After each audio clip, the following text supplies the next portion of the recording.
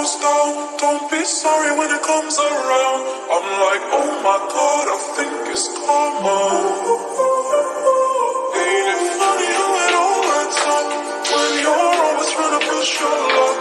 I'm like, oh my God, I think it's karma.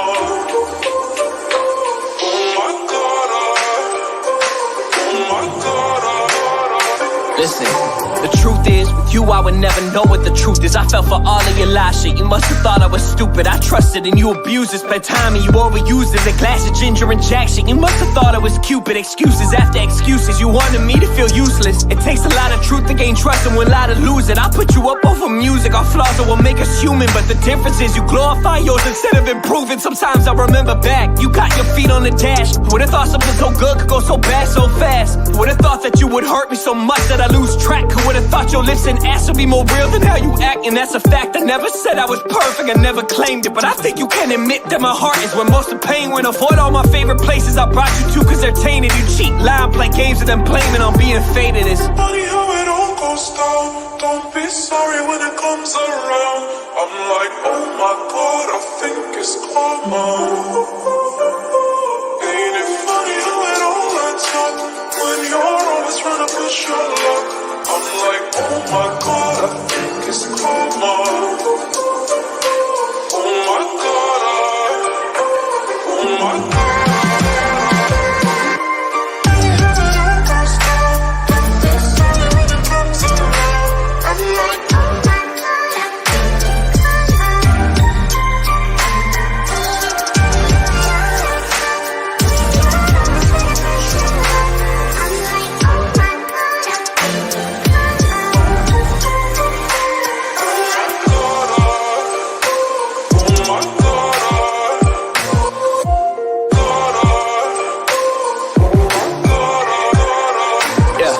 Mom and dad didn't make it, so you gave up on love and try to use that as the reason why you gave up on us. I can't let you become the reason that I gave up on trust. You got this hole inside your heart, you try to fill it with lust. You give your mentions the attention that you never gave me. Who would've thought that when you broke me, you were setting me free? You tried to turn me into something that I never could be, but after watching what I would say, you would threaten to leave. Once again, so typical. Never in my life did I meet someone so cynical. Would've never guessed the day we met will be our pinnacle. You're flipping like reciprocal. You harp with every syllable, shit loving you is difficult, damn.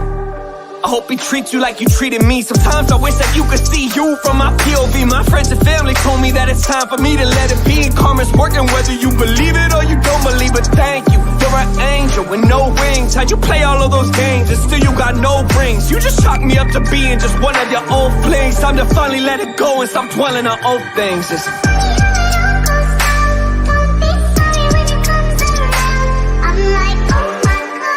Hello, ladies and gentlemen. Welcome back to the Reece and Joshua podcast on the Joshua channel here on the Monday Night. We're going to be talking about the Euros. Hi, Reece. How you doing? First of all, slow the fuck down.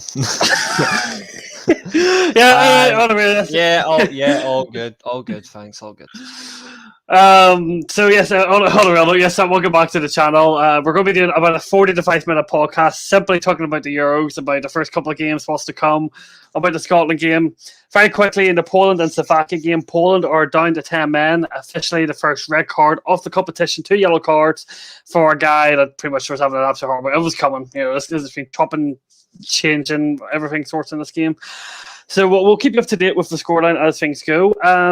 But we're going to obviously start off with the Euros. We're just going to start from Friday and work our way up. Mm-hmm. Started off with so obviously we did a watch along on the Dugout Football channel. He's in the chat. Hello, thank you, Doug, for joining. Shane, hello, and Helly, hello. How was your dinner? I know you have just finished your dinner just to come and see our beautiful faces. Right, Italy and Turkey. First half, a bit dull. I think Turkey maybe did well to cancel Italy out. Italy were finding our game, but Italy in the second half proved to everyone that these guys are here to turn up this competition. They missed out the World Cup, but they're here to turn up. They look extremely deadly. Okay, they were tested defensively, which is probably the concern that you talk about with this Italian team with the 2 older players at the back. But attacking wise, the way they move the ball, Insigne, Llorente, Jorginho, their left back, and all of that.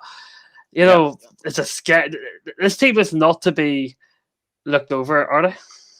No, definitely not. And we saw from Friday there was a few players in there that obviously from an Italian perspective. There's a few players that I question being in there. The first one being Spinazzola.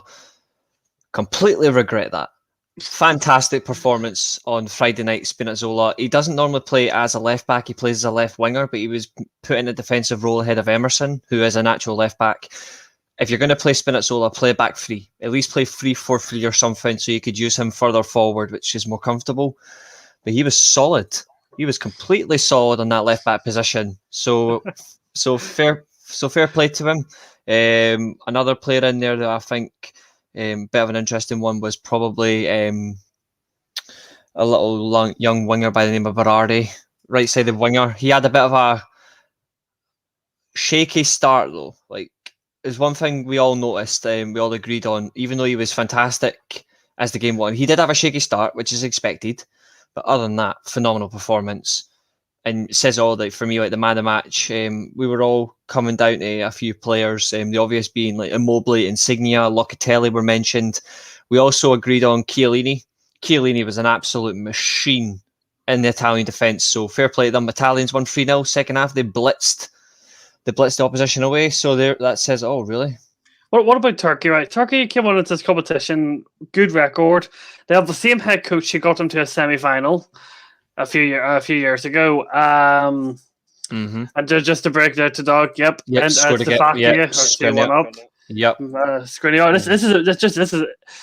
We'll get on to this game. The funny thing is it's Inter Milan putting it past Juventus. So yeah.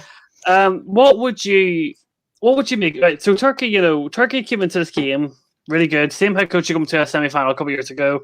Really well organised, but there's two things about him. One, I think the biggest issue they had is that Chiellini and Chiellini were at centre back, yet they had a big slow target man. Like they couldn't counter attack with pace. Under was on the bench, and then they just looked really, really, really leggy. Probably about 60 minutes into the game, and then Italy just had fun with them after that. Yeah, that's probably the best way to sum up. I mean, everyone had to say that Turkey were the dark horses coming to the tournament, and to be fair, you don't get that label without beating the world champions 2-0 home and away. You do not get that tag unless you can beat the best team in football. And the Dutch 4-2 in World Cup qualifying. Exactly, they also did that. So it says it all, really. So they didn't have tenacity, they didn't have tempo, they didn't have control of the game. When they were stringing passes, they weren't penetrative. Every time the Italians had the ball, you thought they were going to score. I mean, it says it all. They had 24 shots. Half of them were in the first half, but they weren't getting into the goal. But in the second half, you saw as well. Insignia had a shot from the exact same spot on 3 occasions, and on the third time it went in. Immobile, penetrative pass, bang, goal. The own goal was the only harsh bit. That's probably the only harsh bit of the game, was the own goal. But Turkey, they just didn't offer anything to suggest we're going to do anything. Could they go and beat Switzerland and Wales if they bring tempo? But at the moment, judging based off that first game, no. But I still think they're going to go through, though. Do you think this Turkey team is going to prove? No, sorry, this Italian team under Mancini, who obviously he looked really good in his suit. I may not be, I may not be in the guys. Guy was looking for an older man. That man's got six. That man's got sex appeal. Do you think this Italian team's going to prove a lot of people wrong in this competition? I think a lot of people are going to owe the Italians a massive apology. Skriniar is a fab centre back. Yes, he is. Yes. Even if the Italians get knocked out in the semi-finals, which I believe the quarterfinals, which I think they're going to get to the semis. But even if the Italians get to the quarterfinals playing the way they do, they deserve a lot of respect, because you don't go 25 games unbeaten. You don't go 9 games. You don't win 9 games on the bounce with 9 consecutive clean sheets playing shite. They've played brilliantly in each time they've won a game. They deserve massive respect, and that's 3 years now they've been unbeaten. They could be contenders for this Euros. I don't think dark horses. I don't think you would put them necessarily as a dark horse, but they deserve to be in the favourites bracket. You cannot leave them out of the favourites bracket. And the thing is, though, the scary thing about that Italian team, they still have Ferrari to come back. That will just make them as soon as Verratti comes back, I think Jorginho's going to drop out. I think Jorginho drops out. Not Locatelli. I think you need his pace at defensive midfield. You play Varela as the box-to-box, and you play Verratti as the playmaker. Moving on to the first game on I think it's the first game on Saturday. I'm kind of just guessing this. Wales and Switzerland. Now, the first half. First of all, who in the right mind decided to play these games in Baku? We know Baku. Trying to get to Baku is the hardest thing to do. It's a 35,000 stadium, and there was 300 fans at this game. Who put the game in Baku? Like who did that? Like it doesn't logically make sense for fans, but the game was dead. The first half, I literally fell asleep. I'll not lie. Don't blame me. I was on a watch along trying to entertain the host. I was on a watch along for it, and I said before we went live, and I said we went live. The first thing I said was this game's going to finish 1-1. Like the first half was actually, it was so bad, man. It was atrociously bad, and plus the dead atmosphere of the fact that the game was in Baku. Second half was entertaining. Wales created some decent chances. Daniel James was probably the best player for Wales. I know, says it all, really. Says it all. Dan James was probably the best player. The Wales looked really. You could just tell they're being led by a very inexperienced manager, Rob Page. That team just led that they were kind of clueless. Switzerland probably were disappointed to get Danny Ward. I think obviously gets man of the match. I think some of the CFC made was incredible, but Switzerland should have won that game. Wales were lucky to get a point in the end. They were awful. Yeah, I don't think there was anything significant from the Welsh. I mean, I said it for a laugh that the Wales deserved to win it more than Switzerland. We're not hate. There's no hate-ish. But to be fair, I said for a laugh on the watch along I was on that Wales deserved to win it more than Switzerland, but I was only trolling. Like, Wales deserved to get a point. I think they did enough in that game to warrant a point. But if you actually look at who deserved to win it, it was definitely the Swiss. It looks like Poland have also made a double change. It's not going to help. But yeah, I think the Swiss had more in it to win, but they didn't do enough to get that killer goal. And Danny Ward was just superb. Good equalising goal by Kiefer Moore though, and then Mbolo, brilliant header. That was a really good goal. It really was a really good goal by Kiefer Moore. And I have to say, though, also, Jan Sommer made a really big save in that first half too. Was an incredible stretch and save, really good save. Wait, so just very briefly on this, very briefly on this group, because obviously it includes the Turkey and the Italy group. You find second place. This is the thing. The second, if you look at all the performances by Switzerland, Wales, and Turkey are going to get top of the group. I don't think they're going to win all of our games. I think there's no one can argue that. I think it's definitely going to be the Italians. Paul, why do you keep saying evening at the end of your message? Why? It's just, it's like me walking into the room. Yes, I thought we played a very, very, very good game. Good evening. Yeah, it's just anyway. But yeah, Kiefer Moore was very, very good. Rob Page made the right decision going with an out-and-out striker, which he hasn't done, which he wasn't doing before. Anyway, when you look at this group, so they're going to finish top. But you look at how the other three teams played. Second place is well up for grabs here. It is and truly up for grabs between Switzerland, Wales, and Turkey.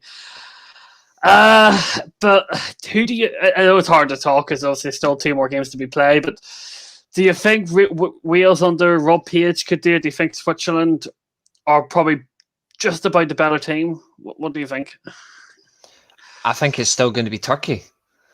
I still think it's going to be the Turks. Yeah, I think they're going to beat Wales, and I think they'll win the remaining 2 games. I said on our watch along that Italy would win all 3 games, Turkey would lose 1, but Turkey would win their next 2. Wales, I think, are going to get 3rd, but it's going to be tight as hell. That draw says it all. I think the issue to Switzerland, is that they have very little goals in that team.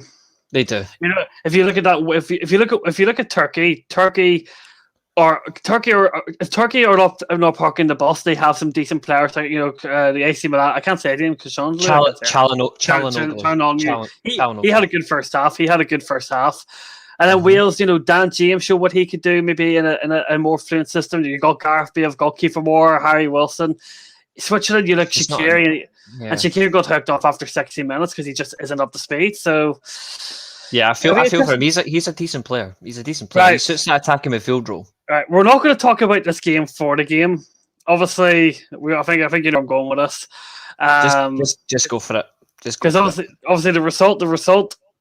It's hard to talk about the result, but obviously Finland getting a shock result technically, beating Denmark in Copenhagen. Should never have been restarted. It's actually came out today that UEFA forced those Denmark players a 3-0 forfeit. They forced them. So as far as I'm concerned, UEFA, you can go fuck yourselves. Yeah, Peter Schmeichel coming out and saying that UEFA forced them.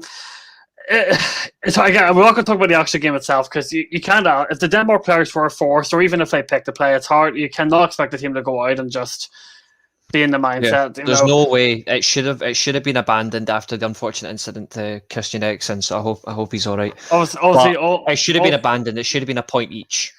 All thoughts obviously going to Christian Eriksen. Obviously, it's incredible to hear that he's in a stable condition, that he's doing well in hospital, that he's feeling better.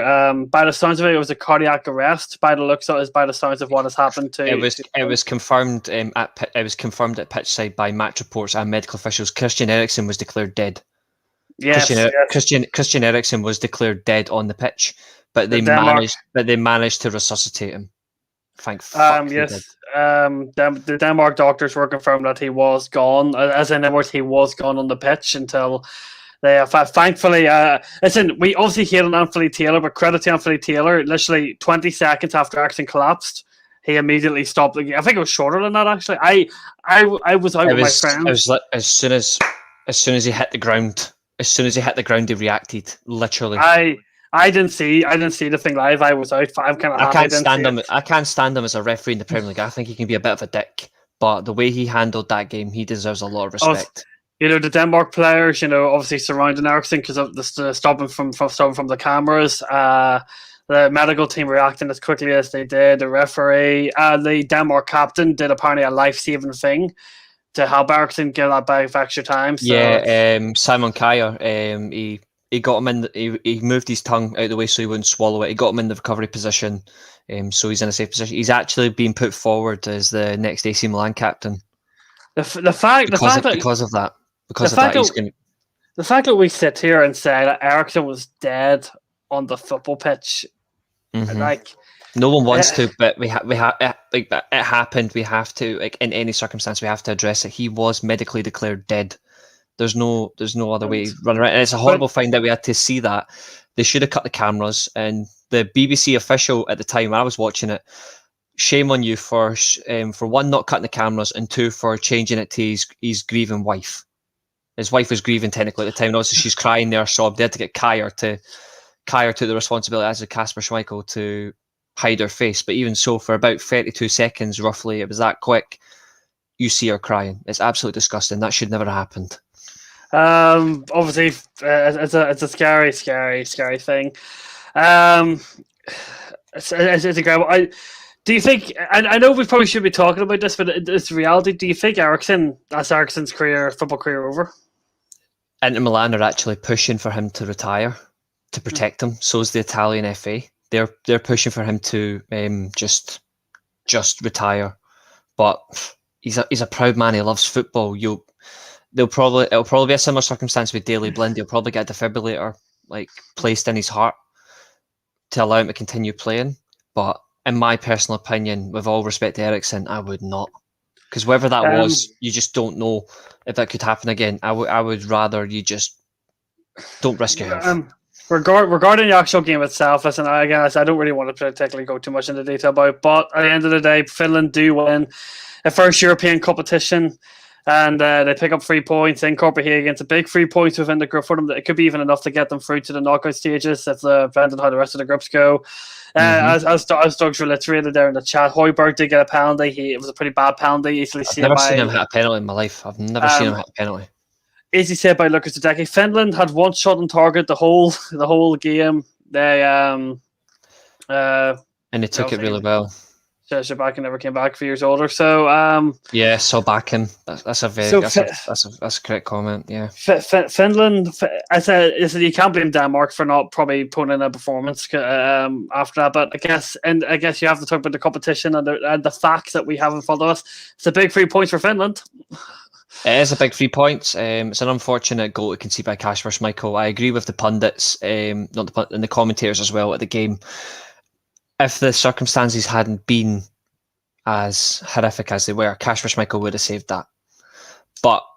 And it probably would have ended 1-0 to Denmark. I reckon they would have scored the penalty. It would have been Eriksson. I don't know, but that's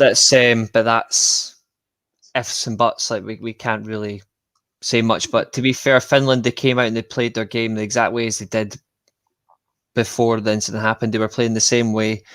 They took their goal and they won the game. But if anything, it's a shame to Denmark.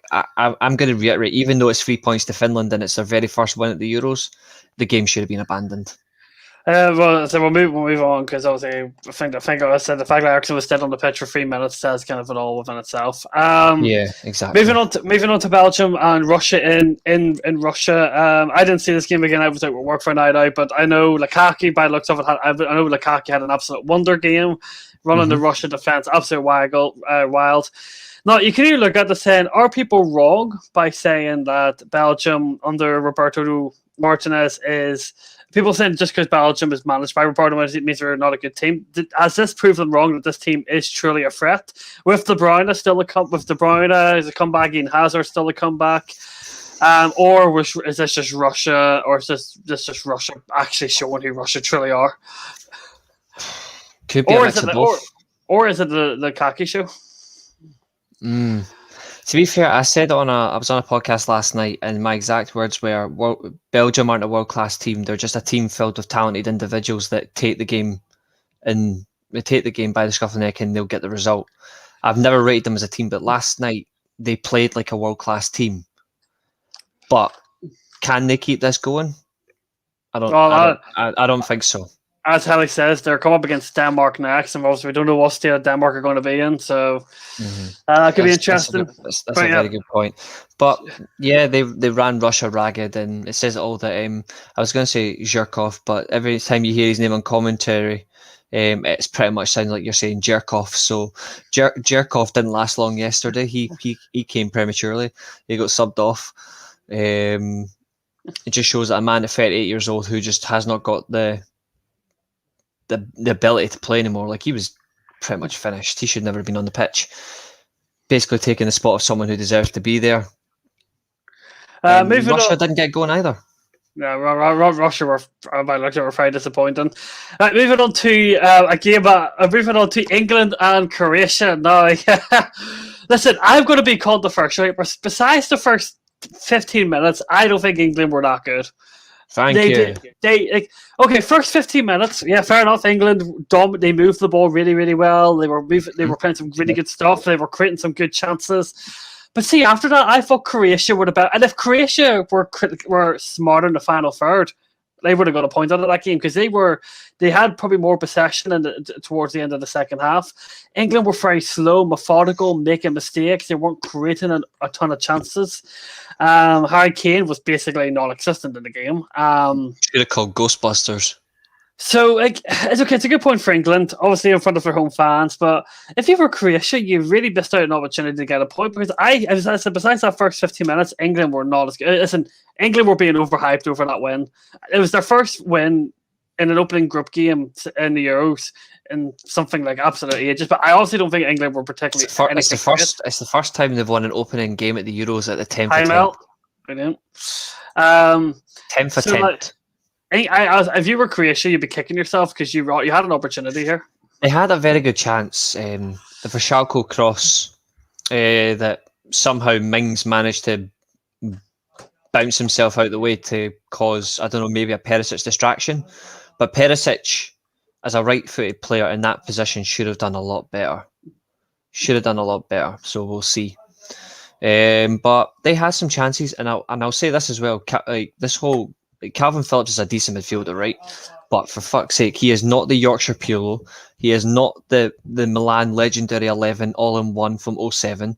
This whole hyping up this player like he's like one of the greatest, that he's that great. He is not the likes of Kaká, Pirlo, and Gattuso combined. Get over yourselves. Show some respect. Hello, Connor. Thank you for joining. Happy birthday to you. Hope your birthday's going really, really well so far.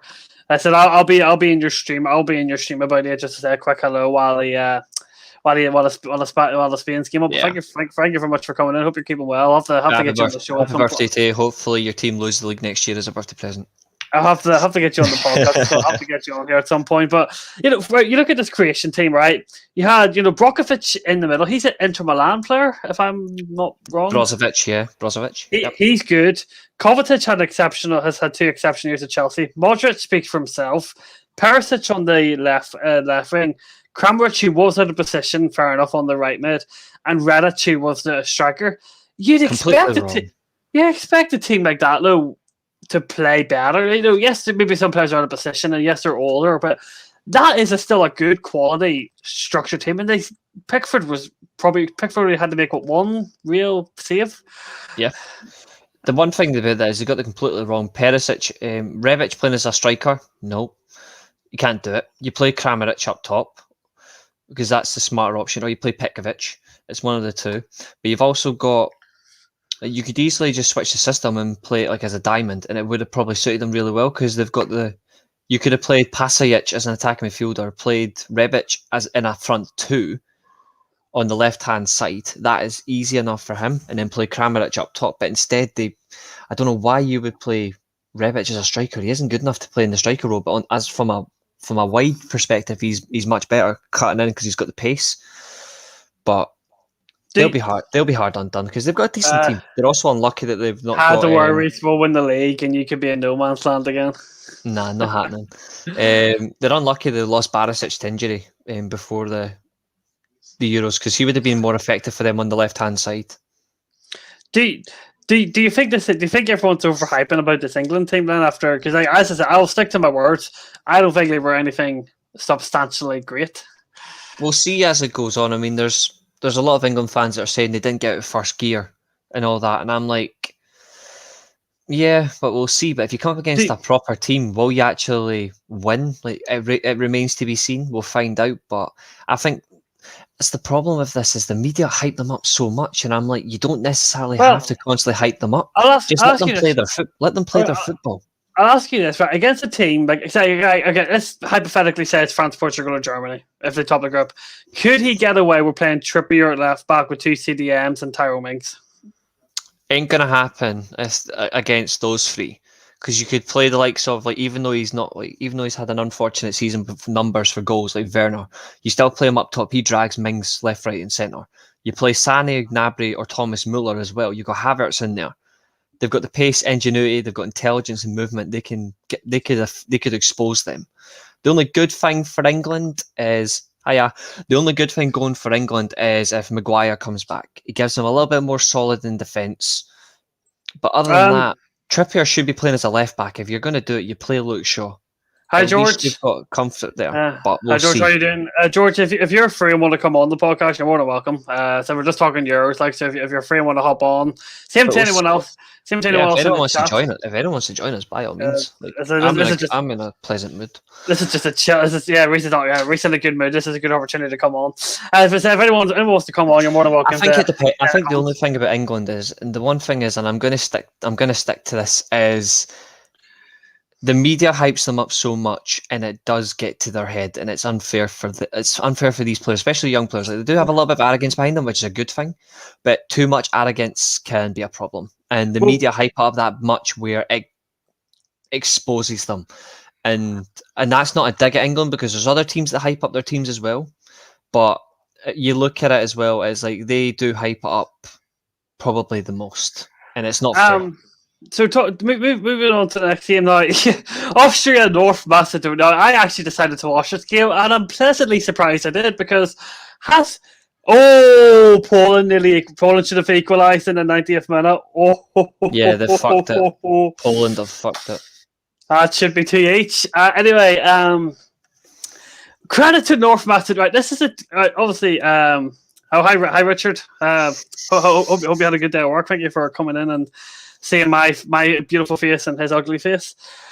Wanker. But regarding North Macedonia, right? Okay, Austria. Now, Austria's head coach came into this game he's under massive pressure. It's like this could be his final tournament. He's known to be a very defensive coach, very cautious. He doesn't let this team. He has some decent players in it: David Alaba, Sabitzer, Marko Arnautovic. Decent leyers. Conrad Lima as well, defensive. Conrad Lima. Obviously, Arnautovic was actually benched for this game, but which he wasn't particularly too happy about. They've just no round balanced team. Austria. Yeah, I think that's what I like about them is they're a balanced team. That's why a lot of people don't like Austria for one reason. I'm like, that's not yet. Not yet. There's people don't like Austria for one reason, and it's a shame. It's because of a particular human being from 80 years ago, but they have a very decent side and it's balanced, and that's what I like about them. That's what David Alaba is so good for playing as a midfielder, but he plays defensive. Well, he's going to play defender by Real Madrid now. Austria are defensively good, but that's what the Austrian country aren't happy about. Is the fact that they don't let their attacking talent show themselves, and that's why the head coach is. That's why the head coach got a lot of criticism. And this was their first ever win, I think in a major competition too. So that's kind of major win. It's the first major win at the Euros, but I don't know about the World Cup. But we'll get on to Scotland, Richard. The best bit's still to come. Listen. I can't believe you just said the best bit. How dare you? North Macedonia, fair play. They led them in a 5-3-2, but credit to them. They fought. They created some decent chances. They were getting to the final third. There were no pushovers. They were really well organized, played some really good football. That was decent. That was nearly another opportunity outside the box, left-footed finish by the Polish player. You know, North Macedonia. You got to give credit to North Macedonia. They didn't cut. They turned up. They tried their best, but I think Austria's quality showed in the end. Probably the fitness was probably in the side of Austria too, but. You have to give full credit to North Macedonia. They're not going to be a pushover in these next two games. Nah, they're not going to be a pushover at all. They came in yesterday and they fought really hard. Also, an update: if anyone here is a Spanish fan, Alvaro Morata is starting, not Gerardo Moreno. If you're a Spanish fan, so lolgasms all round. But in terms of North Macedonia, no, they gave Austria a game. Bit unfair, they lost 3-1, but quality aside, ended it for them, but they held their nerve. But fantastic to see Pandev at 38 to score. Brilliant for him as well. Just it depends on what they do from here, because they've got a difficult group and they've got some stern tests coming up. We'll see what they can do though. But at the moment, just try and even if they get a point, like even if they were to just get a draw in this, and for them, that would be great, because it's at least they've done something, because they deserved something yesterday. That's I expect a lot of misses from Morata. Yes, it is officially 2-1 to Slovakia.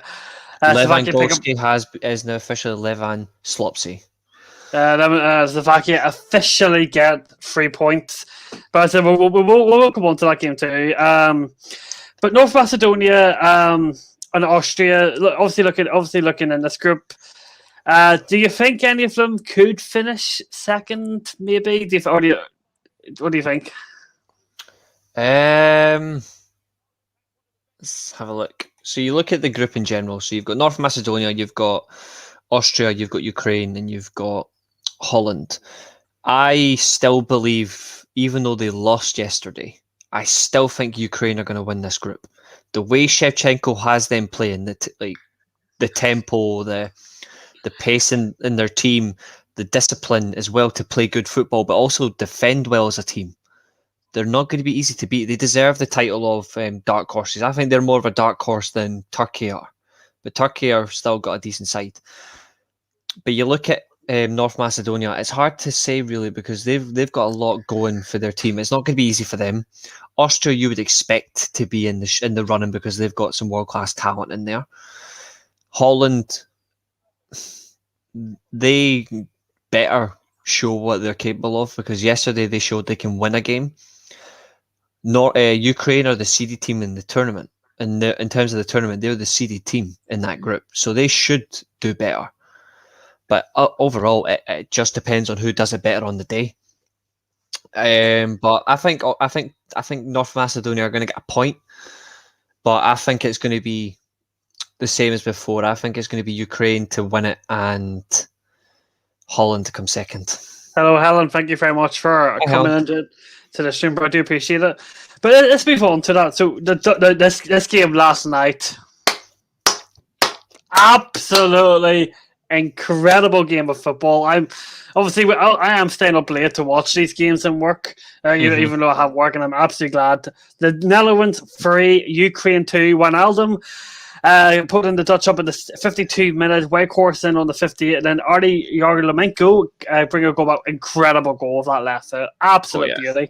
79th minute, they equalise for a set piece, and then the 85th minute, Dumfries, who missed a sitter in the first half, finally gets a goal to give the Dutch 3 points. Now, listen, we criticised I've criticised Frank de Boer a ton.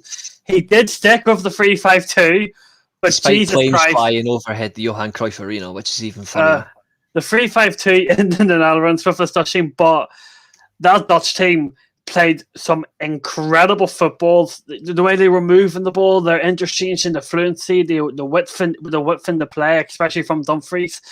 Defensively, they look really suspect, like extremely suspect, and especially when the Ifanaka came on for Dilibin, which is a really weird substitution. But still, like that, defensively, they looked a bit suspect, but offensively, fair play to Frank de Boer because they looked really good. Yeah, I think he's finally shown why he's persisted with this system. He's got them yesterday like pulling strings of attacking displays, and it was brilliant to watch. But I agree, defensively they were suspect, and it was quite terrifying.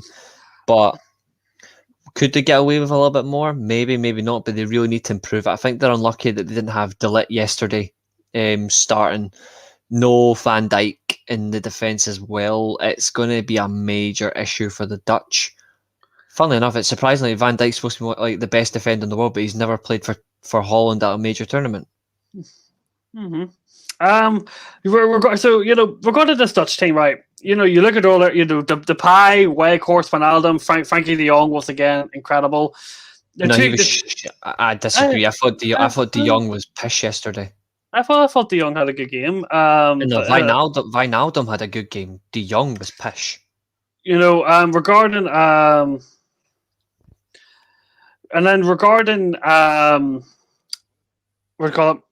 What was I going to say? The fullbacks are really, really good. I thought Dumfries and for Hanholt. Obviously, Van Hanholt doesn't get into the Dutch team a lot, so I thought he stepped up quite well. So anyway, do you see this Dutch team? Has this Dutch team proved us wrong, or did Frank de Boer just have a lucky game? No, I actually think that was his best. I think that was his best game in management since his Ajax days. I think he's actually shown why he's chosen the system tactically and flexibly, like to the system. I know the players there are saying they prefer 4-3-3. I think you could get away with this Dutch team playing a 3-4-3, but you could play it like how they used to play it. Like effectively, you could play it as a 3-4-3 diamond. You could play effectively Depay as a left winger, or you could play him as an attacking midfielder, have two box-to-box midfielders in De Jong and Wijnaldum, get a defensive midfielder in there. You could certainly cause damage. Play Daley Blind at defensive midfield. There is something there. You've also got like Donyell Malen, who unfortunately wasn't playing. You've got I don't understand why Bergwijn wasn't there. Like there is some extreme attacking talent that you could implement in this team as the tournament progresses. They have got a style of play that it's always been great to watch the Dutch. Whether you support them or not, they've always been a team you just cannot help but admire. But they really need to start being more consistent in games, and they need to improve defensively. That's probably an honest criticism. Defense is a problem. But attacking-wise, they've got some fantastic players. The one thing they also are lacking though is a solid young goalkeeper. That is something that they're lacking. Yeah, still Stampenberg was in goal yesterday. Yeah, it says all. They don't have anyone young to fulfill the role. Like there's no one there because they just don't produce it. Ukraine. Listen, Ukraine. This game for Ukraine was probably just a tester. Obviously, the games against North Macedonia, the games against North Macedonia and Austria will be the ones that kind of decide if they get through this group or not. What did you make of Ukraine? You know, they did really well to come back into the game. First half, they showed their glimpses of how they set up, how they attack, how they move the ball. Second half, the Dutch, I just thought, did really, really well to stop Ukraine from doing what they can do best. But this Ukraine team, they got back into it. They fought. You know, Yarmolenko showed that he can step up and cause some issues. So, you still see them get ahead of Austria and North Macedonia automatically? I still think they do. I think Andrei Shevchenko, since that World Cup 3 years ago, he has turned this team around completely. Playing the system that suits the Ukrainians very well. Solid, compact, but fluid. They're fluid and compact at the same time. They've got such a strong balance, especially from the midfield. They've got different combinations that can come in. They were unlucky to lose a player yesterday injury, but they brought in Yarmolenko. Marlos was unlucky not to get a goal. I thought he was superb, even for a 33-year-old who is Brazilian. He is Brazilian, but he became a Ukrainian citizen through his displays for Shakhtar. He's certainly shown why he's crucial to this team. But it just comes down to where they go from here. I think defensively as well, they're very strong. They impose very well from the fullbacks, pushing you, the defenders. They can play from the ball comfortably. They're good from set pieces. It's just a matter of where they go from here. I thought the Ukrainian goalkeeper was fantastic yesterday as well. I could be wrong, but I still think Yarmolenko is at West Ham. I could be completely wrong, but I'm sure he's still unless he's I don't think he is now. I think they sold him, didn't they not? Unless he's out of contract, and I don't think he got sold. But if he's out of contract, then that's fair enough. 2 seconds, and I'll tell you just now. I'm not sure. No, yeah, he's still on. He's still on their books. West Ham. He just doesn't play. Doesn't play. Yeah, but he's 31 as well, which is also he's 31 as well. He's 32 in October. Right, and then so moving on to the last couple of games, we'll start off here. Scotland and the Czech Republic have the park today. Czech Republic came out 2-0 winners. I feel bad for Scotland. They created some really, really good chances. She hit the crossbar, and Thomas Flitwick makes some really, really good saves. The first goal, really well done by Patrick Schick. Defending, you could really suspect the defending, especially the marking on Patrick Schick. The second goal was just an absolute incredible goal. As a Scottish fan, you know you can't fault the performance. You can't fault the players. Well, you can't fault. I know you don't. I know some players you did not particularly like the performances of. But you can't fault the commitment. Yeah. You can't fault the setup from Steve Clarke. But it's a real sucker punch for your chances to qualify. Yeah, probably the best opportunity to get 3 points on the table is against the Czech Republic. No disrespect to them, but it's probably the best opportunity we're going to get. We had numerous shots on their goal, plenty of chances, hit the crossbar, made a couple of decent saves. If that goalkeeper today didn't make any of those saves, Scotland would have won 3-2. I think there was 3 chances that we easily could have scored from, but didn't take them. But there were several players in this team today that were absolutely woeful, and I can name them right now. The obvious one is Scott McTominay. Pathetic. Stuart Armstrong was weak. Grant Hanley, he got bullied in defence in terms of like covering William Cooper for the goal, but he could have done a little bit better, to be honest. O'Donnell was stupidly played at right wing back. He isn't good enough. John McGinn couldn't do everything on his own. Lyndon Dykes.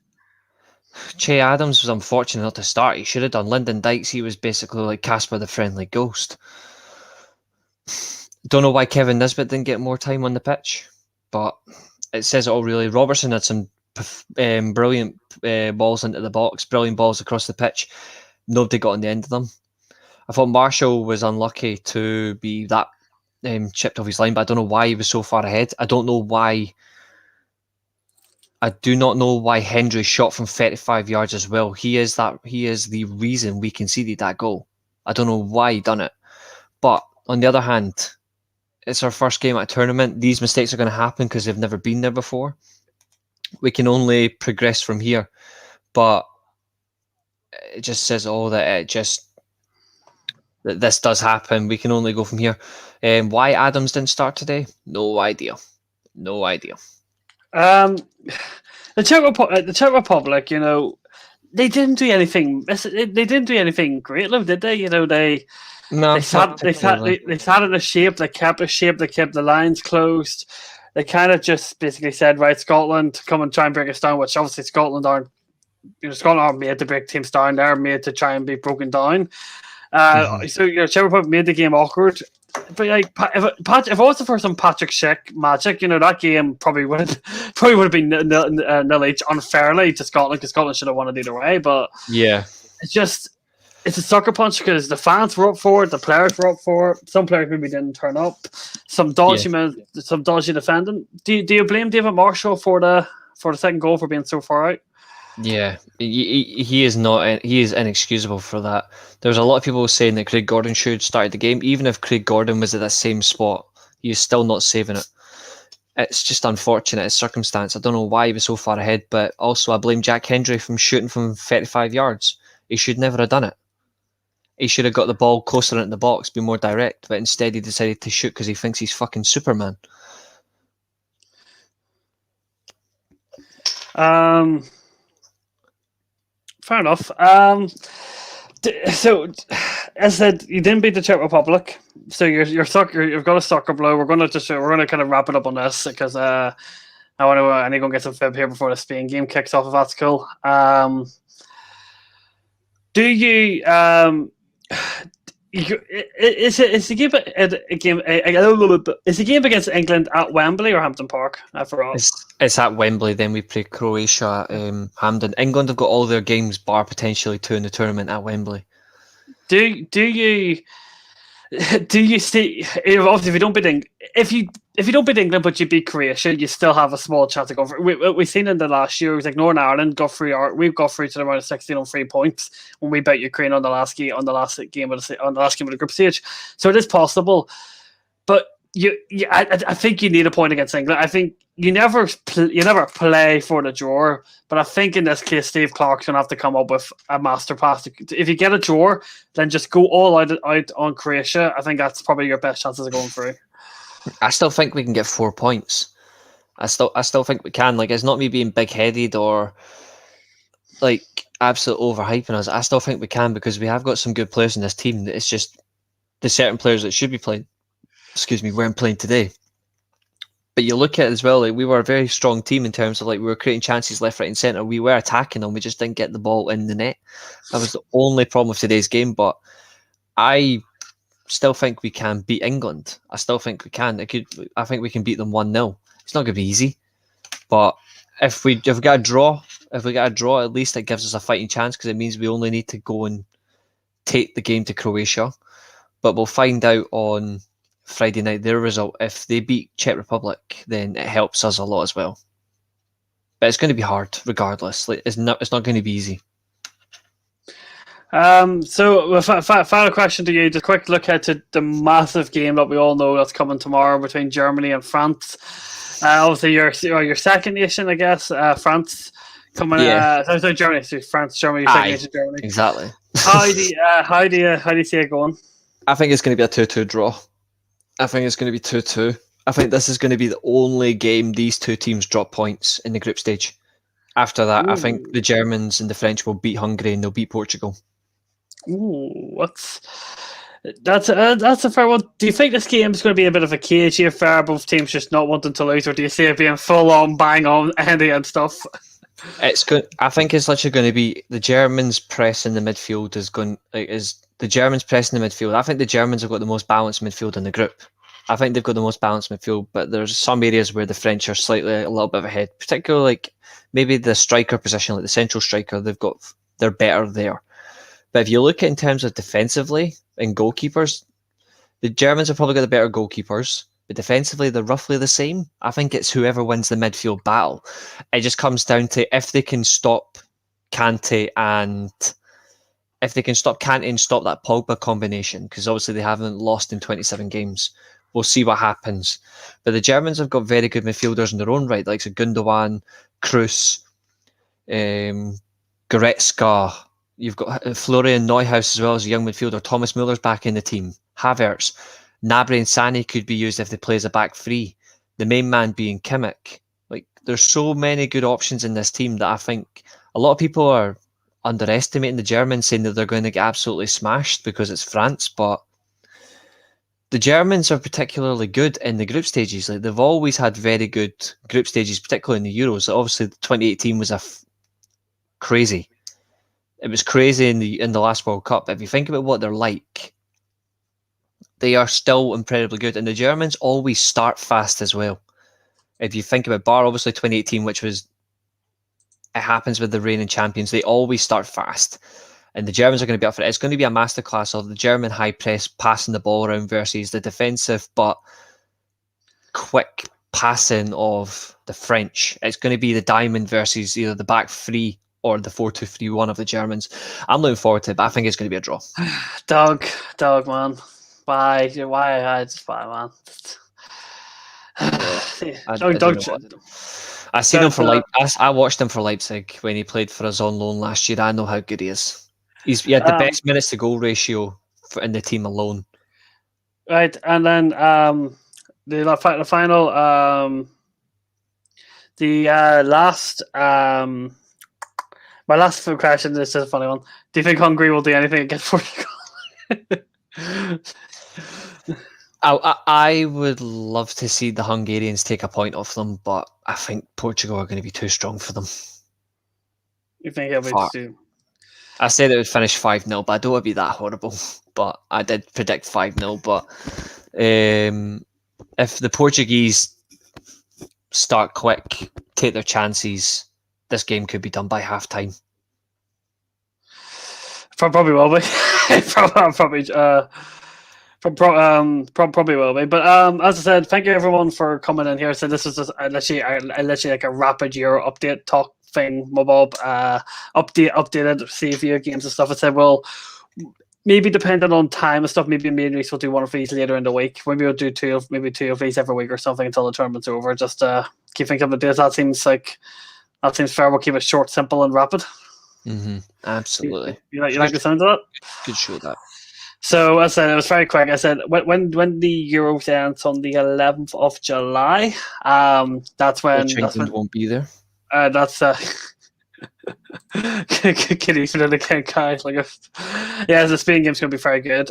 Just before we end the stream, Paul, I have to ask you this: what is Mrs. BPL making today for dinner today? Because you told us you're having chicken curry and rice this time, so I want to see what's on the menu tonight. Just because I'm very curious. I'm having a sausage supper because I'm a fat twat, and that's just the way. Fat twat likes his sausage. Whoa! Not in that way, you horrible human. Behave. Whoa! I had a hot dog yesterday from my dinner. I had hot dog and beans last night. So, well, no. Your question is, what did you have in the hot dog? That's what makes it. I'm gonna leave you to guess. If it's going to be plain, isn't it? I had a meat feast pizza. It was actually. I've never had a meat feast pizza before. Never had one. I've either mozzarella, which is obviously just plain, or pepperoni and chicken. I've never ever had a meat feast before. Would you recommend it, Doug? Meat feasts are quality, man. Meat feasts are quality. What is it? Is it literally just meat? Like just a ton of meat on a pizza? So it's the tomato sauce on it. It's got the cheese dipped in, and it's got a mixture of meat pretty much across it. So it is pretty much that. But it's a regular pizza with added on ingredients. But it's worth it. It's good. Hell yeah. And you didn't fight me, Doug, last we had here we go. We had chicken pasta and salad and garlic bread. Missy Pia has now gone out for her fitness class, leaving myself and Nathan to watch. So she makes you a really nice dinner, leaves you alone, and then leaves you alone to watch the football. That is what I call dedication right there. But we'll leave it on that note. Thank you very much for everyone for joining today's stream. We will be back literally, I don't just look at my Twitter because we don't plan these things. We just kind of give you half an hour notice and say we're going live. But the response is always good, so I do appreciate it. So we will all see you again whenever we do. See you later. Bye, guys.